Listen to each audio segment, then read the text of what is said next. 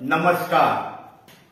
प्रकाश उत्तम कांबळे पेडणे, एका कलाकाराचा मुलगा. जे पत्रक येतात कलाकाराबद्दल आणि कला अकादमीबद्दल ते वाचून वाचून मी थकलो गेलेलो आहे. आदरणीय कला भवनाचा जो मिनिस्टर आहे गोविंद गावडे यांच्याबद्दल जरा खूप चुकीच्या बातम्या पेपरवरून वर्तमानपत्रातून मला वाचावं लागत आहे. मला एकच गोष्ट लक्षात कलाकाराच्या आणून द्यायची आहे. जसे तुम्ही कलाकार त्याच्याबद्दल जी अशब्द वाईट वागणूक अशा पद्धतीची जे अग्रलेख काढतात, काय काय गोष्टी करतात ते करू नये. कारण गोविंद गावडे हा सुद्धा एक कलाकार आहे. कलाकार असलं म्हणूनच त्याच्या खात्याला ते कलाभवन मिळालेलं आहे. मला एवढंच सांगायचं आहे की ही कलाभूमी 1980 साली बांधण्यात आलेली आहे. माननीय माजी मुख्यमंत्री प्रतापसिंग रावजी राणे यांचे हस्ते या भूमीचं उद्घाटन केलं गेलेलं आहे. ह्या कलाभवनामध्ये माझ्या बापाला सुद्धा 1984 ला जय संतोषी भजनी मंडळ म्हणून काही न शिकणारा गायक उत्तम कांबळे याला उत्कृष्ट असं भजनी मंडळ म्हणून पेडण्याला आम्हाला एक पारितोषिक मिळालं आहे. आज मी बघितलं तर कलाकारच म्हणून त्या कला भवनाचा एक अध्यक्ष आहे, तो आहे गोविंद गावडे. या माणसाने कला भवनात ज्यावेळी कलाकारासाठी एंट्री घेतली त्यावेळी कलाकाराला प्रत्येक काळ त्यांना मानधन कशा पद्धतीनं मिळावं याच्यावर आपलं सगळं कार्यरत चालू केलं. सेकंड थिंग असं झालेलं आहे की या भूमीला जवळजवळ 44 वर्ष पाठीमागं बांधल्यामुळे त्याचं सगळं थोडंसं काम करावं लागत आहे.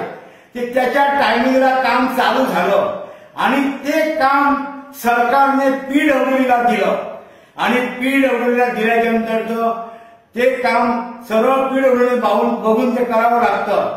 ते काम थोडं निष्क्रिय दर्जाचं झालं. मला सांगायचं एवढंच आहे, गोविंद गावडे हे सुद्धा कॉन्ट्रॅक्टर आहे. गोविंद गावडे हे नवीन नाट्यमय माणूस नाही. यांनी 2 वेळा अपक्ष निवडणूक त्या खोंड्यात त्या तालुक्यात लढवलेली आहे. एका वेळेला ते हरले गेले होते, पण दुसऱ्या टायमिंगला ते अपक्ष निवडून आले आणि मनोहरभाईच्या सरकारला त्यांनी टेका दिला.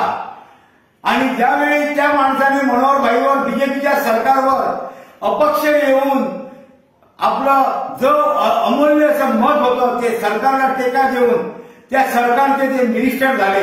म्हणून त्याच्यावरती स्वपदीने बीजेपीने विश्वास टाकला आणि त्याला काम करण्याची संधी दिली. त्या माणसाने काम पुढे नेताना सगळं काम करत करत ते अपक्ष सोडून बीजेपीत एंट्री घेतली आणि बीजेपीच्या सरकारात ते दुसऱ्यांदा निवडून आले. पण परत सुद्धा सरकारने त्याच्यावरती विश्वास ठेवून ते मंत्रीपद त्याला दिलं आणि त्या मंत्रिपदाचा भोग घेत त्यांनी कला भवनाच्या कामात जर आपल्या टुरिझम स्पोर्ट जर कुठला आहे स्पोर्ट या सगळ्या खात्याबरोबर चांगल्या परिस्थितीत काम केलेलं आहे. मला एवढंच सांगायचं आहे, ज्याप्रमाणे गोविंद गावडे कलाकार आहेत तसेच त्याचे जे सगळे परिमित्र वांगडी कलाकार आहेत त्यांना विश्वासात घेऊन मीटिंग करावी.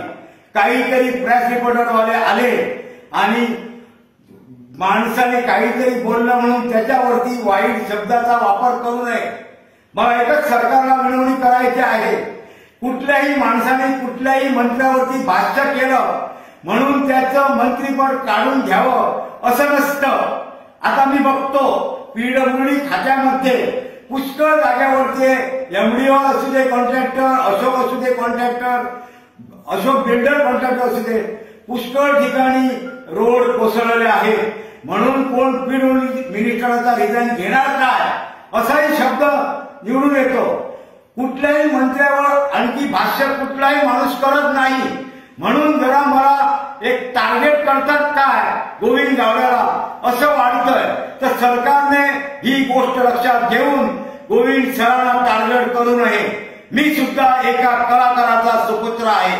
बहुजन समाजाला प्रत्येक माणूस टार्गेटच करत असतो. तर बहुजन समाजाच्या माणसासाठी माननीय माजी मुख्यमंत्री भाऊसाहेब बांदोडकर म्हणून कलाकारासाठी त्यांनी 1978 मध्ये लक्षात घेऊन एवढं मोठं कलाकारासाठी सुसज्ज अशी बिल्डिंग उभी केलेली आहे आणि ती जवळजवळ 44 ते 46 वर्षात जुनी झाली म्हणून काहीतरी तुटक परिणाम होतात कोसळतात म्हणून मंत्र्यावर दबाव आणून त्याला दम देऊ नये मग एकच सरकारच्या लक्षात आणून द्यावं लागेल की प्रत्येक मिनिस्टरला जर तुम्ही खातं दिलेलं आहे ते 5 वर्ष पूर्णत्वात न्यावं असं आमचं एक म्हणणं आहे लोकांचं पण म्हणणं आहे आणि कलाकाराला काय सवतीने सहकार्य करायला पाहिजे तर प्रत्येक कलाकारांनी गोविंद गावड्याबरोबर स्वतःची मीटिंग घेऊन आपल्याला काय पाहिजे हे त्याच्या लक्षात आणून त्याच्यावर भर द्यावी त्याच्याबद्दल वाईट काहीच काढू नये कारण रवी नाईक हा एक बहुजन समाजाचा मंत्री आहे पण तो आता वयस्कर झाल्यामुळे तन्नाटा म्हणून हा हे स्वपदीने आमचा एक मंत्री आहे त्याला आमच्या प्रत्येक कलाकारांनी बहुजन समाजाच्या मंत्र्याला सपोर्ट करावा एवढंच माझं आहे।